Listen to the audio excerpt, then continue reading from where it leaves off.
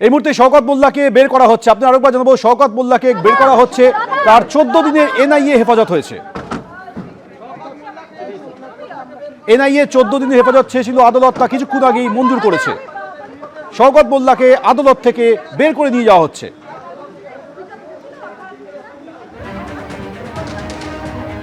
শওকত মোল্লাকে ঘিরে সারাদিন ধরে বিক্ষোভ হয়, আর এবার আদালত থেকে বের করে নিয়ে যাওয়া হলো শওকত মোল্লাকে 14 দিনের এনআইএ হেফাজত।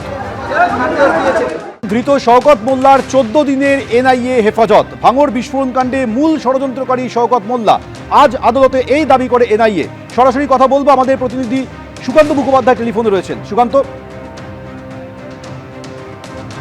এনআইএ হেফাজত দেওয়া হয়েছে শওকত মোল্লাকে। কিছুক্ষণ আগেই আদালতের তরফে এমনটাই নির্দেশ এসেছে যে এনআইএর তরফে তাকে 14 দিনের হেফাজত চাওয়া হয়েছিল। কিছুক্ষণ আগেই বিচার ভবনে এনআইএ স্পেশাল কোর্টের তরফে এই নির্দেশ এসেছে যে 29শে জুন পর্যন্ত শওকত মোল্লা তাকে এনআইএ হেফাজত দেওয়া হবে।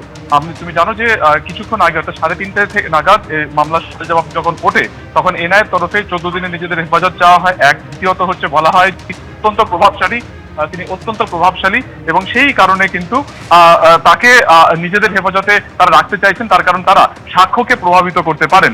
অন্যদিকে এনআইএর তরফে আরো দাবি করা হয় যে তার যখন গ্রেফতার করা হয় তখন তার কাছ থেকে একটি মোবাইল ফোন এবং একটি পেন ড্রাইভ পাওয়া যায় এবং এই মোবাইল ফোন এবং এবং এবং এবং এই মোবাইল ফোন এবং এবং এবং এবং সেই মোবাইল এবং যে পেন ড্রাইভ তার ফরেন্সিক পরীক্ষা প্রয়োজন, এই কারণে কারণ ঘটনার সময় ফোনে ইনস্ট্রাকশন সে তার সহযোগীদের দিয়েছিল। ঠিক এই জায়গা থেকে সেই যে আবেদন সেটাকেও গ্রান্ট করা হয়েছে, অর্থাৎ তোমার শওকত মোল্লার যে ফোন এবং পেন ড্রাইভ সেটার ফরেন্সিক পরীক্ষা হবে এক, এবং দ্বিতীয়ত হচ্ছে এই ঘটনাতে এর আগে যে 3জন গ্রেফতার হয়েছিল তাদের যে ফোন বাজেয়াপ্ত করা হয়েছিল সেই ফোনেরও ফরেন্সিক পরীক্ষার অনুমতি কিন্তু ইতিমধ্যে আদালতের তরফ থেকে দেওয়া হয়েছে। তার কারণ ঘটনার সময় তারা একে অপরের সাথে কিভাবে কমিউনিকেট করেছিলেন, শওকত মোল্লার তরফে কি কি নির্দেশ দেওয়া হয়েছিল সেই বিষয় এই ফরেন্সিক এক্সপার্টদের তারা পরীক্ষা করাতে পারবেন, এমনটা কিন্তু এনআইএকে বলা হয়েছে। অন্যদিকে জামিনের আবেদন স্বাভাবিকভাবে খারিজ করে দেওয়া হয়েছে।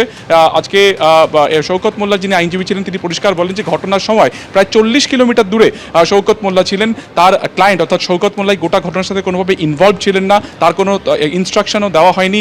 এবং যখন এই কেসের এফআইআর করা হয়েছিল উত্তর কাশীপুর থানাতে সেই সময় কিন্তু প্রথমে শওকত মোল্লার নামও ছিল না, উদ্দেশ্য প্রণোদিতভাবে পরবর্তীকালে এই নাম ইনক্লুড করা হয়।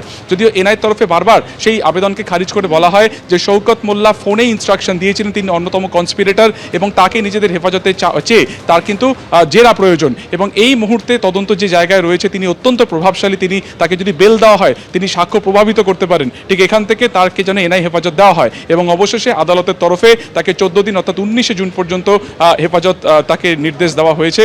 এবং তোমাকে একবার দেখানোর চেষ্টা করব, এই হচ্ছে এনআইএর গাড়ি এবং কিছুক্ষণের মধ্যে এই গাড়িতে করেই কিন্তু শওকত মোল্লাকে এখান থেকে বের করে নিয়ে যাওয়া হবে। ইতিমধ্যে ব্যারিকেড করে দেওয়া হয়েছে, পুলিশের তরফে হেভি ডিপ্লয়মেন্ট রাখা হয়েছে যাতে কোনো রকমভাবে তাকে যখন বের করা হবে যাতে কোনো সমস্যা না হয়, তাকে ঘিরে যাতে কোনো রকম অপ্রীতিকর ঘটনা না ঘটে। যখন তাকে এখানে নিয়ে আসা হয়েছিল দুটোর কিছু পরে তখন তার উদ্দেশ্যে এখানে বোতল ছোড়া হয়, তাকে স্লোগান করা হয়, কিন্তু তার সামনাসামনি কিন্তু কাউকে ঘেঁষতে দেওয়া হয়নি। এখন দেখার যে যখন তিনি বেরোবেন তিনি কোনো বক্তব্য দেন কিনা এবং দেখার যে তাকে এখান থেকে সরাসরি কিন্তু এনআই যে দফতর সেখানে তাকে নিয়ে যাওয়া হবে। ধন্যবাদ সুকান্ত। অর্থাৎ 14 দিনের হেফাজতের আবেদন করেছিল এনআইএ, আদালত সেটাই মঞ্জুর করেছে।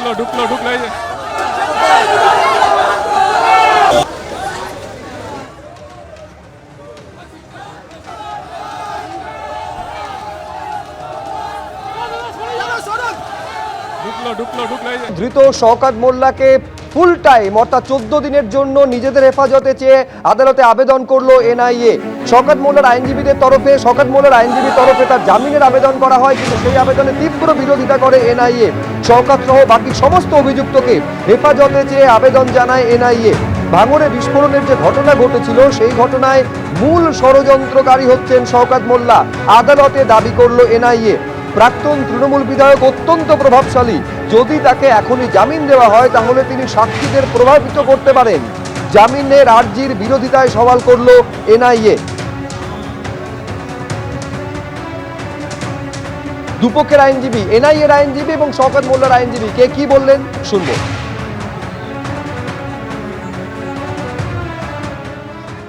গতকাল শওকত মোল্লা অ্যারেস্ট হয়েছে, যেটা বিজয়গঞ্জ পুলিশ স্টেশনের আন্ডারে কেস হয়েছিল। সেই কেসটা মিনিস্ট্রি অফ হোমস যেটা এনআইএকে ইনভেস্টিগেশন করার জন্য ডাইরেকশন দেয় এনআইএ ইনভেস্টিগেশন শুরু করে এবং সেখানে অলরেডি 3 জন অ্যাকিউজড পারসন অলরেডি অ্যারেস্টেড এবং তাদের মধ্যে একজন জুডিশিয়াল কাস্টাডি, যেটা আমি কোর্টের কাছে বলেছি, 2 জন জুডিশিয়াল কাস্টাডি, একজন পুলিশ কাস্টাডি আছেন। এবং আজকে শওকত মোল্লাকে অ্যারেস্ট করার পরে গতকাল তাকে সন্ধ্যেবেলা অ্যারেস্ট হয় এবং আজকে তাকে প্রোডাকশন করা হয় এবং কোর্টের কাছে আমাদের প্রেয়ার থাকে যে 14 দিন তাকে পুলিশ কাস্টাডি দেওয়ার জন্য, যেহেতু তার কতটা এই কেসের সাথে তিনি যুক্ত আছেন সেটাকে আমাদেরকে ইনভেস্টিগেশন করার সুযোগ দেওয়া হোক। এবং এই শওকত মোল্লাকে পাওয়া যায়নি প্রথম দিন তার বাড়িতে যাওয়ার পরে, উনি বাড়িতে ছিলেন না, পরে তার বাড়ি থেকে সে বলে যে সে তার মেয়ে ফোন করে বলে যে আমার বাবাকে আমরা পুলিশে আমরা ওখানে সারেন্ডার করতে বলে দিয়েছি। সেই অনুযায়ী উনি গিয়েছিলেন এবং ওনাকে রাস্তা থেকে এনআইএর অফিস থেকে এনআইএ অফিসারদের ডাকেন এবং ওনাকে অ্যারেস্ট করা হয়। আমাদের আজকে লার্নেড চিফ জাজের কাছে এটাই আমাদের বক্তব্য ছিল যে at the time of the occurrence of the blast, Shaukat Molla happens to be the MLA of that constituency and he was provided a jet plus security. So এটা আমরা চিফ জাজের কাছে আবেদন জানিয়েছি যে এই জেট প্লাস সিকিউরিটি টোপকে ওনার পক্ষে এই bomb blast করানো বা বোম ব্লাস্টের মধ্যে ইনভলভ থাকা, এটা একটু ওনাকে বলেছি, আমরা আবেদন জানিয়েছি এটাকে কনসিডার করে দেখতে। যদি এবারে ওনারা কিছু পান, কতটা সত্যটা আছে, এবারে যদি ওনারা কিছু পান সেরকম, তাহলে অফকোর্স ওনারা 14 ডেজের জন্য ওনারা জুডিশিয়াল কাস্টাডি চেয়েছেন, লার্নেড কোর্ট সেটা বিচার করবেন। সরকারি জমি জবরদখল করে ক্যাফে তৈরি হয়েছে, আর এবার শওকতের ছেলেকে নোটিশ দেওয়া হলো। এসডিও অফিসে শওকতের ছেলে ইমরান মোল্লাকে হাজিরার জন্য নোটিশ দেওয়া হয়েছে। 18ই জুন এসডিও অফিসে প্রাক্তন তৃণমূল বিধায়কের ছেলেকে হাজির হতে বলা হয়েছে। মাতলা নদীর চর জবরদখল করে শওকত পুত্রে আলিশান ক্যাফে তৈরি করা হয়। এনআইএ তল্লাশির পরেও এলাকায় শওকত বাহিনী তাণ্ডব চালাচ্ছে বলে অভিযোগ। এসডিও অফিসে নোটিশ ছিঁড়ে গ্রামবাসীদের তারা হুমকি দিচ্ছে বলে অভিযোগ।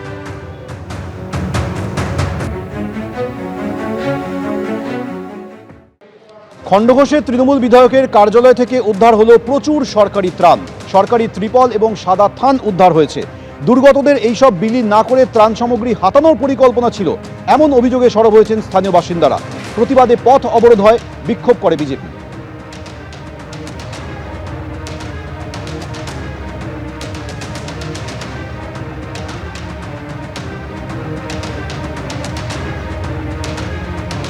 ডায়মন্ড হারবারের তৃণমূল নেতার বাড়ি থেকে 50,000 ত্রাণের ত্রিপল উদ্ধার হয়েছে। বিভিন্ন জায়গা থেকে সরকারি ত্রাণ উদ্ধার হচ্ছে, আর এবার ডায়মন্ড হারবার, যেখানে তৃণমূল নেতার বাড়ি থেকে উদ্ধার হলো ত্রাণের 50,000 ত্রিপল।